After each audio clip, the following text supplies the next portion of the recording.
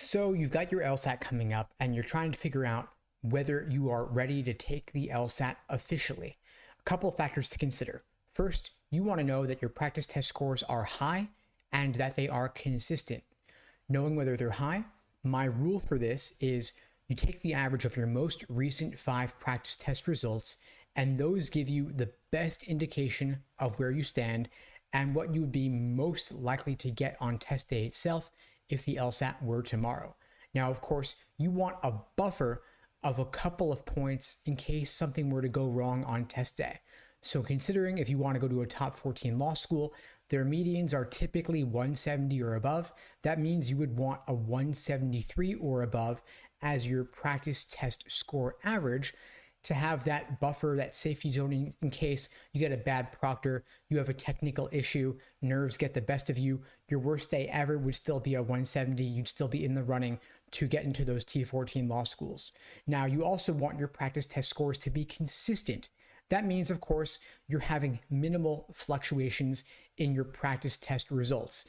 Some mild fluctuations of 3 to 4 points on each end is totally normal, as stressful as that could be, but you don't want wider fluctuations than that. So these mild fluctuations would mean that maybe if your PT score average is 170, that one day you're getting a 167, one day you're getting a 173, a 174 or so, and the LSAT is still considered a valid and reliable admission test simply because the fluctuations are not more crazy than that. The LSAT is actually a remarkably consistent exam from practice test to practice test. Of course, some tests will play more to your strengths than others, but you want to even out those kinks as much as possible. Of course, at LSAT Unplugged, we help our students do this in our coaching programs so that you can perform at your peak on test day, because there's nothing worse than experiencing a big test day drop or scoring at the low end when you've been expecting to score on the high end. And LSAT medians are higher than ever before due to rampant score inflation. That's why we work so hard to help our students perform at their best on test day so that nothing can throw them off. If you're interested in finding out more, you can check out the links below the video to book a call with me and my team. We'd be glad to help you out. Now, of course, we want to make your practice test results more reliable and predictive. Ideally, you will have taken at least 10 practice tests under realistic test day conditions. This means you're not taking any breaks to pause the clock or go to the bathroom and so on.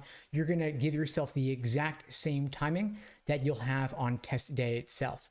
And at LSAT Unplugged, we typically recommend at least 1 practice test per week if you're working full time or you're in school. And we would up that to 2 practice tests per week if you have no other obligations at all. Ideally, you'll put in at least 15 to 20 hours per week to give yourself the maximum possible improvement. Of course, you've got dozens of real released practice tests to work off of. A lot of students will come to me worried about having burned through all the practice material, but these concerns are typically overblown. You've got literally dozens of practice tests. You have 94 numbered exams using the old numbering system, and you have roughly 58 numbered exams using the newer numbering system.